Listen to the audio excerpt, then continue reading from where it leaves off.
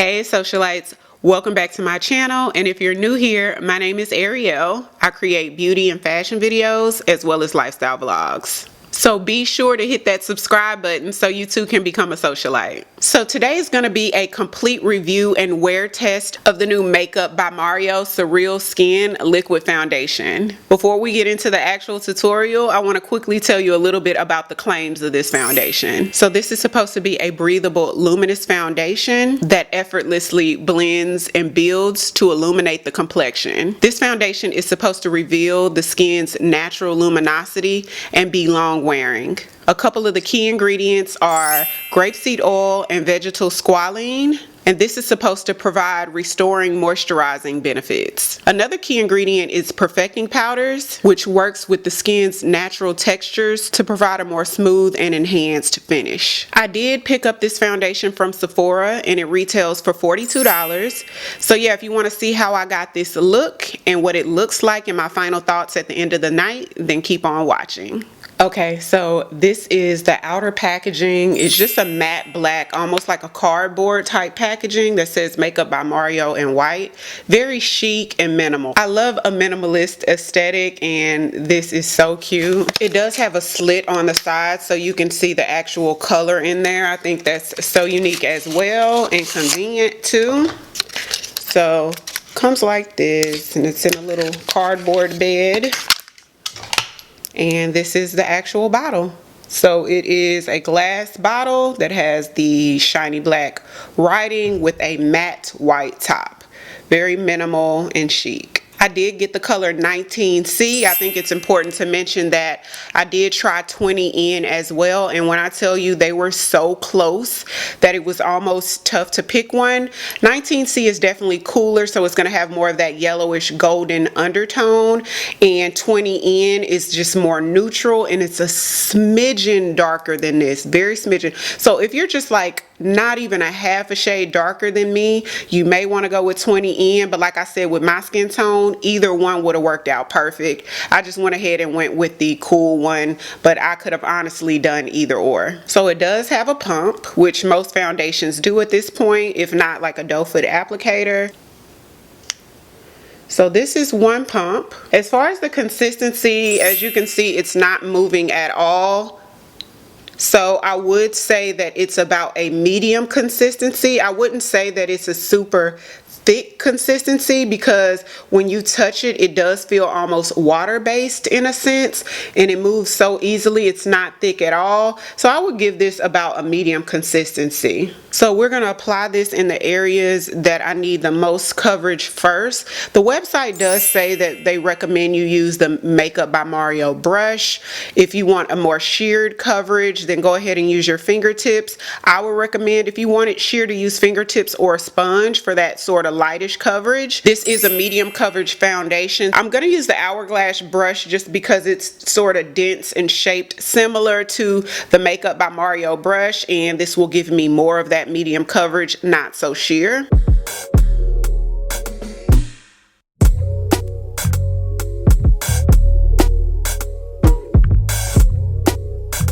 It does have a very light fragrant smell that is very pleasant. It's understated. So this was very easy to blend. With one pump, you do get that medium coverage. So just keep in mind, if you use a sponge, sometimes the sponge soaks up a little bit of the product and you may not get this much coverage using a sponge.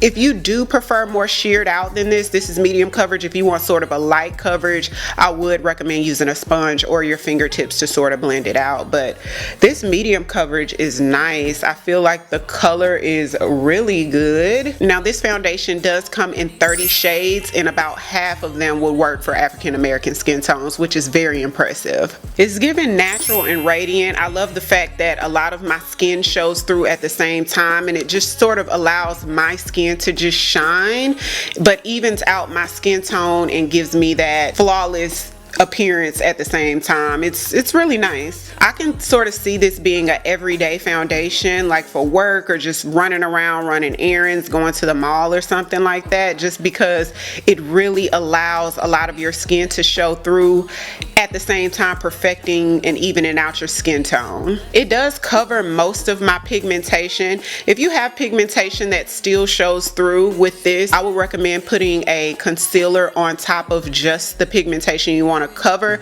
That way you don't sort of add too much makeup and take away from the fact that you want your skin to sort of be the star of the show. For concealer today, I'm going in with the Huda Beauty concealer. This one's in the color 6.5G.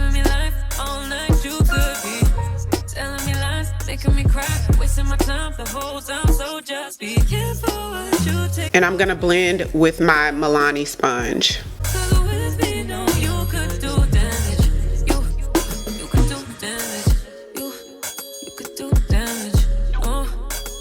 For cream contour, I'm taking my Charlotte Tilbury cream bronzer. This is the Beautiful Skin Sun Kiss Glow Bronzer in the color 310 with my e.l.f. contour brush.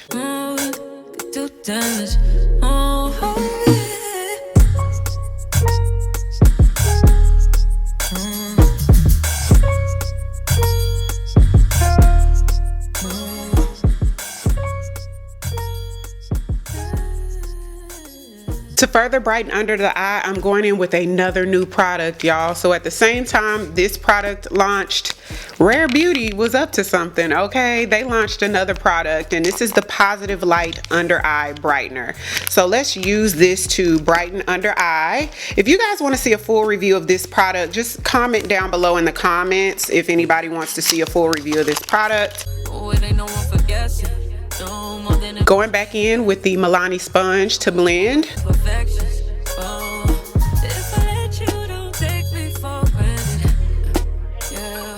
So let's take the Laura Mercier translucent loose powder. This one is the Ultra Blur, just to set under our eyes and pretty much in the highlighted areas.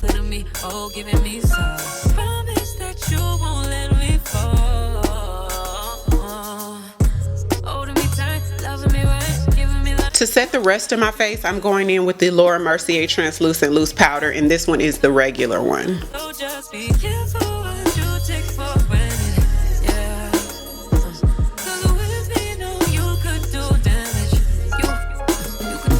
To bronze the skin, going in with the Absolute New York Pro Bronzer. This is my absolute favorite bronzer.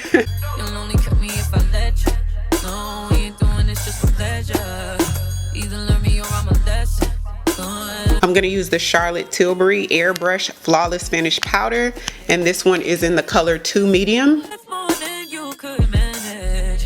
For blush today, I'm going to use Lovejoy from MAC.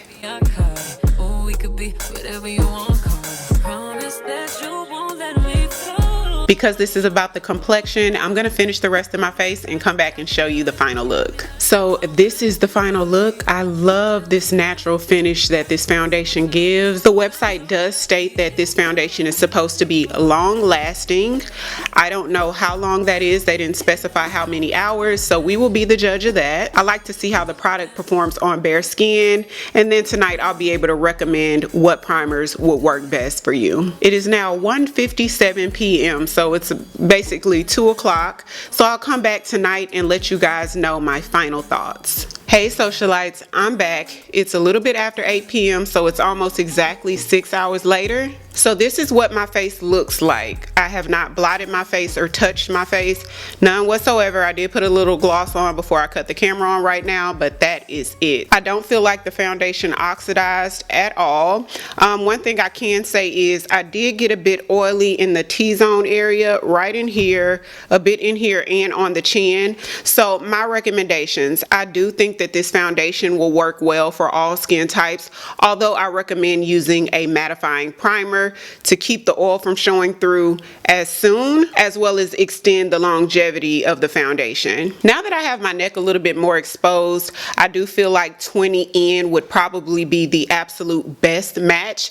Even though 19C isn't terrible, I think 20N would be absolutely perfect. Overall, I think the finish is really nice and it's a really beautiful, natural looking finish. I mean, absolutely gorgeous. If you guys enjoyed this tutorial or picked up any tips at all, please hit that like button, subscribe if you haven't already. I would love for you to join the family. And until next time, I'll see you guys tomorrow. 'Cause I've been where you are.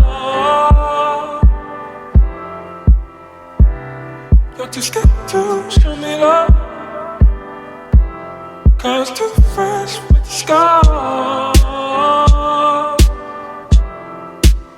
Well, I don't have the answers.